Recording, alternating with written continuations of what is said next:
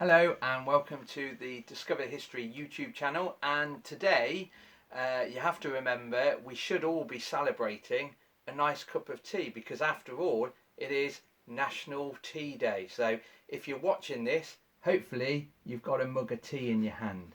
The only problem is this isn't a teacup, it's not a tea mug, it's actually a gazunder or potty or chamber pot. It's up to you what you want to call it, really. My favourite name is a gazunder because it goes under the bed. It goes under the bed.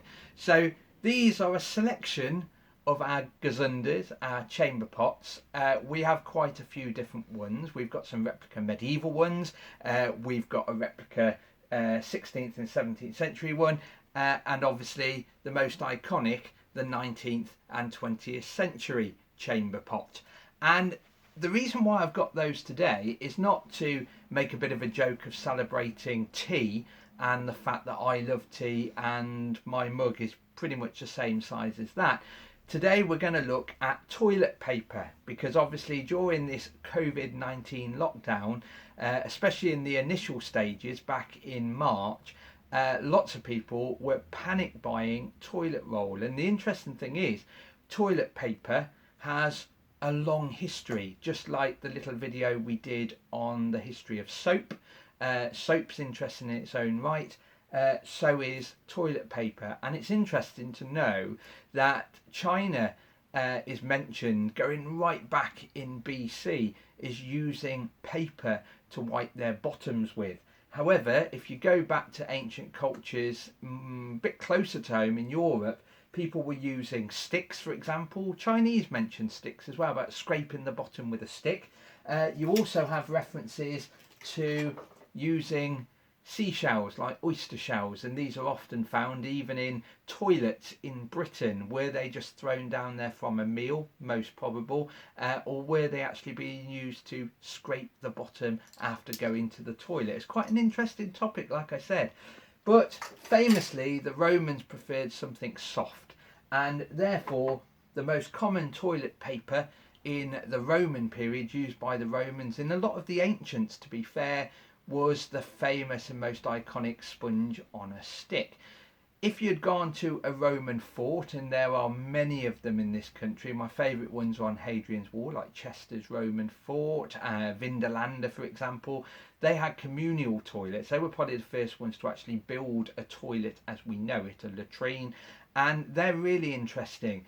Roman toilets were often a stone building, a very, very well built stone building, and they would have troughs running around the outside. You wouldn't have seen these troughs because they were covered in wood, and they had a hole at the top, and that's the first proper toilet. You sit upon the wooden tops, you do your business, and hopefully you've got your own personal sponge on a stick, soft, strong and thoroughly absorbent. However, in a lot of the public toilets, you would have communal sponges on a stick. So the idea is you would have a bucket, usually with vinegar in, and you would have several of these slotted into it, and then all you do is you make use of it, put it back, someone else can use it later on. It's disposable toilet paper.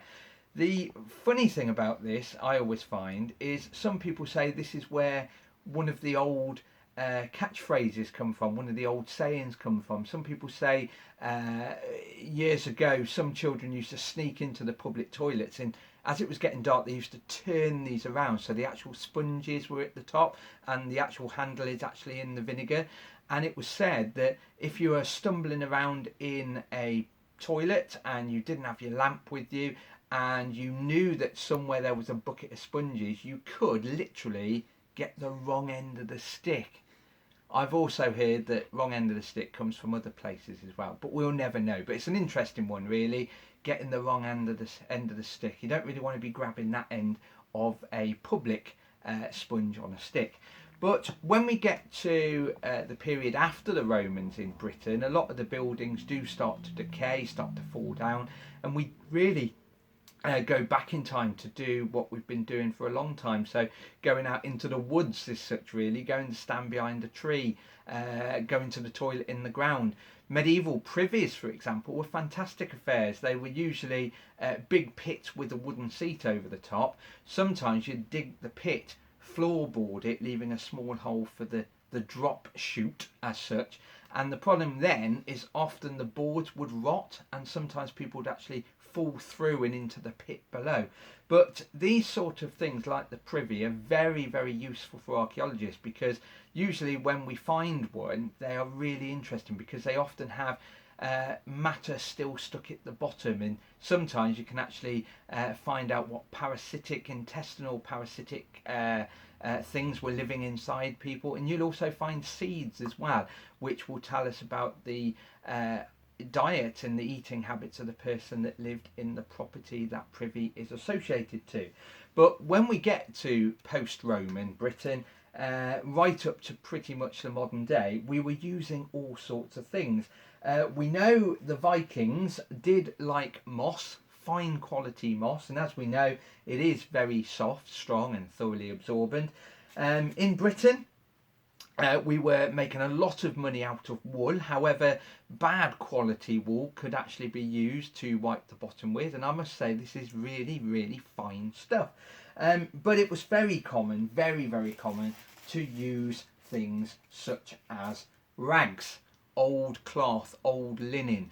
We do know that when you get to the age of Henry VIII, for example, there was someone called the groom of the stall, and he would have the finest linen to wipe the backside of Henry VIII, for example. So there was a job in the past for someone to wipe the king's bottom. What a great job that would be.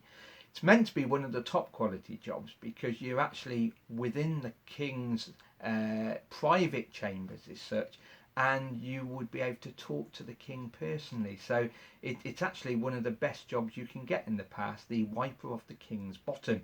So rags were being used, and I know rags were even being used in the 19th century, to be fair. For the common person, it was usually leaves, or maybe even worse, some scratchy straw or hay to wipe the bottom with. Even grass, believe it or not, very scratchy compared with the fine quality linen that someone like the king would use. But really, where does toilet paper come in? When is the first proper toilet paper? Well, we know the American Joseph Gaiety came up with toilet paper that pretty much looked like this. And I know if you were born in the 70s and lived your childhood through the 80s, you would probably know this as the toilet paper at school. Very scratchy, very shiny, best used for tracing paper. The problem with this, as I always say to people, instead of dealing with the job in hand, instead of being soft, strong and thoroughly absorbent, it breaks all those rules. It's, how can I put this? Hopefully you're not eating at home. It is lunchtime. Hopefully this won't make you too sick. It has a habit of moving things around. It sort of smears more than does the actual job that you want toilet paper to do. So Joseph Gaiety, this American, around about 1857, comes up with toilet paper, but it was always in a box, flat sheets, and you take the sheets out of the top. In Britain, really, we start using it as well. We start having our own patents for it, and you get some well-known names. One of the most common ones that most people would always mention is Izal. And Izal came along in the Victorian period and into the 20th century. Izal is actually the medicated toilet tissue, and I'm sure everyone out there are now reminiscing about Izal. But once again, this is for the upper classes. They're the ones with the fine quality water closet. So what about the commoner, the poor person? As I mentioned, still using rags, still using things like wool, whatever they could get their hands on. But it was starting to become more common now to famously have newspaper, bills, sheets, broadsheets, anything you could get your hands on, usually with a hole in the corner, on a bit of string, and in your privy and outhouse you would have literally some newspaper on a string so you can pull a sheet or two. That was common practice even during the Second World War, and we hear endless stories about News of the World being the best newspaper to use. I haven't got a clue why.